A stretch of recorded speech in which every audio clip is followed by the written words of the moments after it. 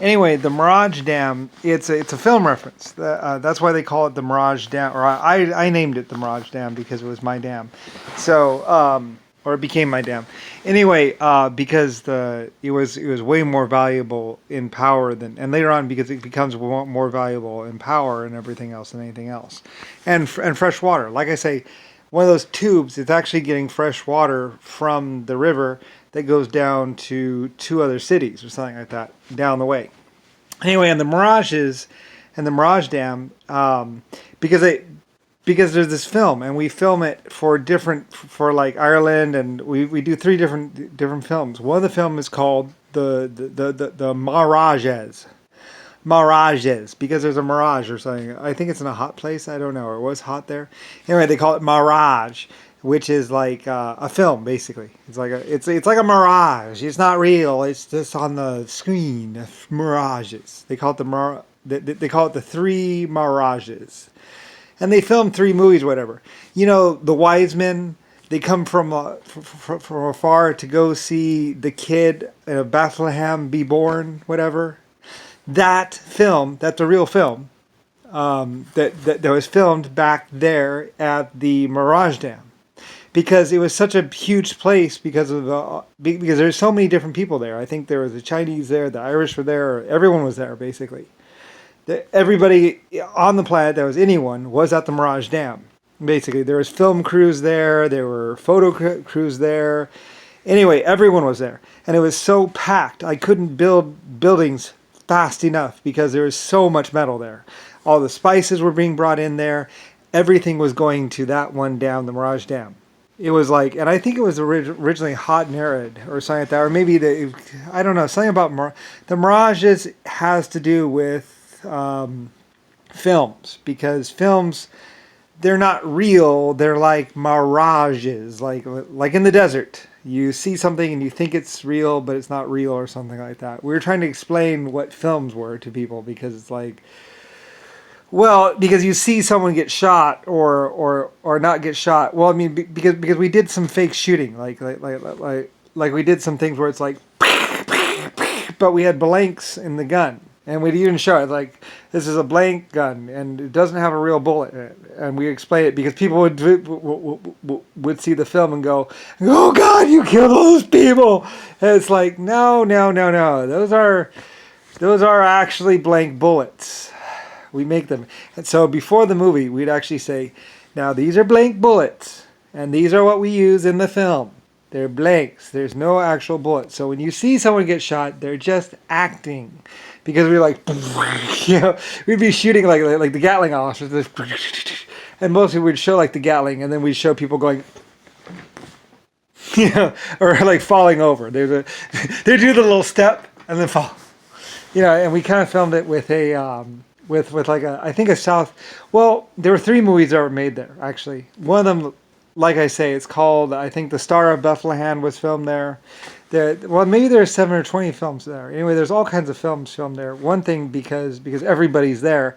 And another thing is everybody works for me. So I'm like, hey guys, let's make a movie. And so I'm like, Luck of the Irish. I'm like, what movie do you want to make? Luck of the Irish. So we make all these movies there. Like, I'm like, what shall we make a movie of? And this one, and they say Luck of the Irish, and so we make a movie about Ireland or the Luck of the Irish or whatever, and like the gold or something, and like this one guy, and there's this movie, I forget what the movie is about. It's like the golden nugget or something like that. And I think we might have even had little people there because they were, I might have hired them on because they were working as miners. Miners, mining, it's all electric equipment. It's all state of the art, like brand new, really cool stuff. And like I said, we have a basket. There's a basket that you get on every day. You eat and everything. Get up in the morning, then you get out and you walk over, and there's like a basket, and you take the basket all the way down to because it goes from the town across the river to the other side, and then back up. And I think they might be taking. They might have been taking some ore samples or some ore up to the top or something like that. There's a couple different lifts in there. But we don't really like to, we load them up with rock, but the people ride them when they're empty. Anyway, they ride to the lift all the way across the river down to work every morning and then back up. We do all this stuff because, and I think it's a steam operated cable car system, except it's rope. It's a rope car system. So they go down, they get dropped off the mine entrance, and they walk in and they start mining and stuff using the electric equipment.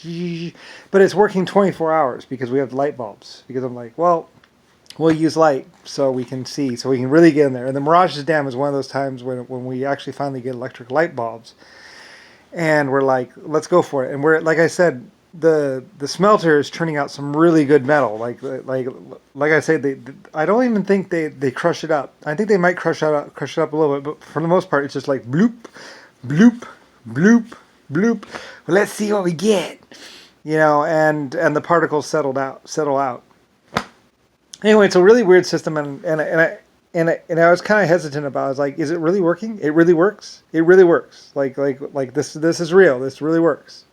Because it's just a theory. What would happen if you just take rock and just melt it up? Just melt it really good. What would you get? And I think what you get is pig iron or something like that, or blister steel or something. Like, it comes out, it's kind of like metal, but it's not, it's just a more refined version of metal. There's also a lot of slag or something. Like, most people would consider it slag nowadays. Because it's probably better to crush it and then do some other processes like the bubble process. But this is comparable to the bubble process. It's just that it takes a lot more power, a lot more energy, because you're cooking it for like 5 hours, and like we melt it for 5 hours and keep it at a molten temperature for like 5 or 6 hours, and we're like really melting it, like really like just like glowing white hot, like the whole canister, the whole case. You look at it at night, and it's like the whole thing is just glowing white hot. It's so hot, and I think we have to use like a special stone that we can really get the heat to it. And it's like the oven works at like 15,000 degrees. Like it takes the whole tube up to 15,000 degrees, where it's just like yeah, because we have all this water power, and it's going directly to that. Like it's barely, like we have one for the town and one for the smelter. And the smelter and it stays hot all day long. And it takes like all day to heat up. But once it gets hot, you just bloop, bloop, bloop into the top. And it's kind of weird. And I think they have this big lid that they go on top, and they go, and it's using electricity to heat it up to like 15 or 25,000 degrees. And there's something that happens with rock at like 25,000 degrees or 15,000 degrees. Like, rock starts to do some really weird stuff at that temperature.